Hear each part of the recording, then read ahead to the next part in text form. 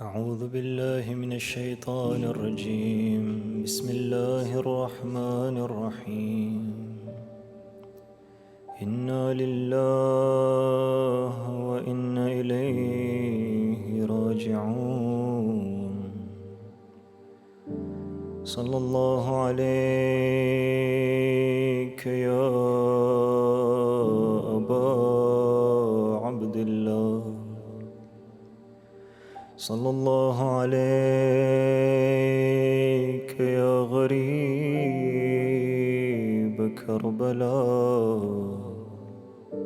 صلى الله عليك يا عطشان يا مظلوم. صلى الله عليك وعلى آلك المظلومين. صلى الله عليك وعلى الباكين عليك. ما خاب والله من تمسك بكم وأمنا من لجأ إليكم. يا ليتنا كنا معكم سادتي فنفوز والله فوزا عظيما. Il est rapporté que durant un jour comme celui-ci,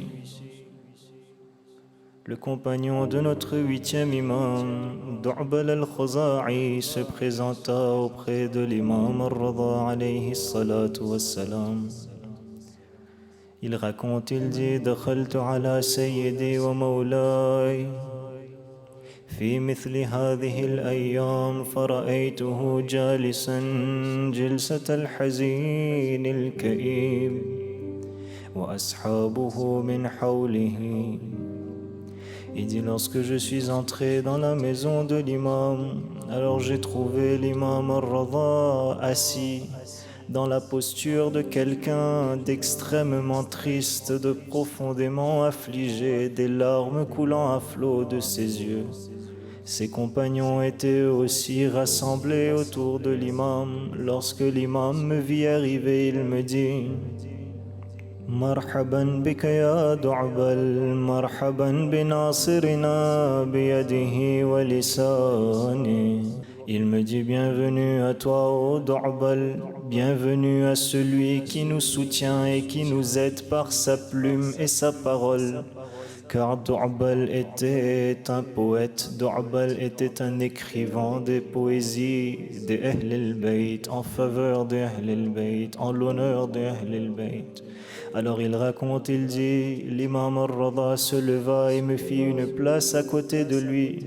Il me fit asseoir à ses côtés et il me dit: ô Du'bal, j'aimerais que tu me récites des vers en l'honneur de Ahl al-Bayt et particulièrement en l'honneur de l'imam al-Hussein ibn Ali ibn Abi Talib.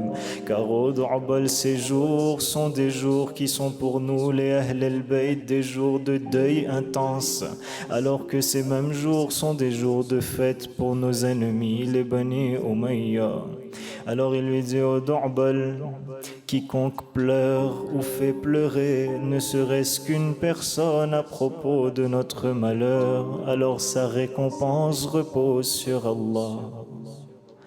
L'imam se leva alors et installa un rideau entre nous et les femmes de sa maison. Il demanda aux femmes de venir s'asseoir derrière le rideau afin d'écouter le martyre de l'imam al-Hussein et afin de pleurer sur la tragédie de Karbala. Le jour de Ashura se lève sur la terre de Karbala. Du'bal dit: je commençai alors à réciter mon élégie pour l'imam al-Hussein. Et il récita alors les phrases qui brisèrent le silence de la maison de l'imam al-Rada. Les larmes coulèrent de ses joues, les hurlements s'élevèrent dans la maison, les femmes se mirent à pleurer à haute voix, les compagnons se mirent à pleurer. Que dit-il? Il dit: à Fatima law khilti al-Hussein mujaddala وقد مات عطشانا بشط فراتي.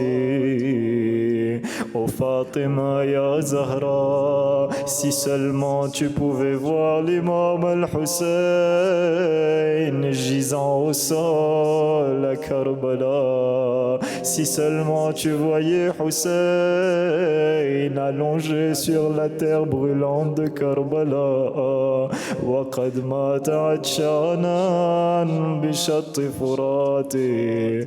Ô Fatima, tu verrais ton fils Hussein mort de soif à côté des rives de l'Euphrate, à côté de cette eau qui fut autorisée pour les animaux, les chiens et les porcs à Karbala. Mais ton cœur et le fruit de ton cœur, Hussein, est allongé, assoiffé au bord de l'Euphrate.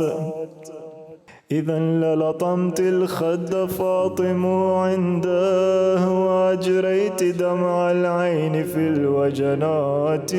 دعب الغسيت الجيو فاطمة en voyant Hussein dans un tel état, je promets que tu te serais frappé les joues auprès de lui, tu te serais assise à côté de son corps, tu te frapperais les joues en voyant l'état dans lequel ils ont mis ton fils Hussein et le petit-fils de Rasulallah sur la terre de Karbala, et tes larmes auraient inondé ton visage, ya bint Rasulillah. Il est rapporté que lorsque Du'bal était en train de réciter ces phrases, l'imam al-Rida se mit à pleurer d'une telle façon, ses larmes coulaient de ses yeux, ses hurlements s'élevèrent à tel point que l'imam al-Rida s'évanouit sur cette terre à Khurasan. Je dirais ya Sayyidi ya Mawla ya Imam al-Rida, entendre ces paroles d'un poète a brisé de telle sorte votre cœur, alors que dire de celle qui était debout à Karbala durant ce jour de Ashura, du haut de Tel Zainabiyya, elle voyait elle-même de ses propres yeux son frère allongé sur cette terre brûlante de Karbala. Elle voyait son frère assoiffé sur cette terre de Karbala. Elle voyait Hussein et sur la poitrine de Hussein un homme agenouillé avec toute sa force. Que dire de cet instant, Aba Abdullah, sur la terre de Karbala, fait ses adieux à sa famille, fait ses adieux à son fils et à ses sœurs. Que dire de cet instant lorsque l'imam al-Hussein alayhi salam entre pour la dernière fois dans le khayma de l'imam al-Sajjad, en voyant l'état dans lequel Hussein se trouvait ensanglanté, les vêtements déchirés, des blessures sur tout son corps. L'imam al-Sajjad, malgré sa maladie, se leva pour accueillir son père et lui dit: Abata, ô père, que se passe-t-il dehors? Pourquoi es-tu dans un tel état? فقال له الحسين يا ولدي, ô mon fils, le diable s'est emparé de leur conscience et les a fait oublier le souvenir d'Allah. Depuis ce matin, ils sont en train de nous combattre et nos compagnons se sont battus si courageusement, mais un sont tombés en martyrs. Alors l'imam al-Sajjad dit: Ya Abata, ayna ammi al-Abbas, ô père, dis-moi donc où est mon oncle Abbas. En entendant cette question, Zainab al-Kubra se mit à pleurer regardant son frère l'imam al-Hussein.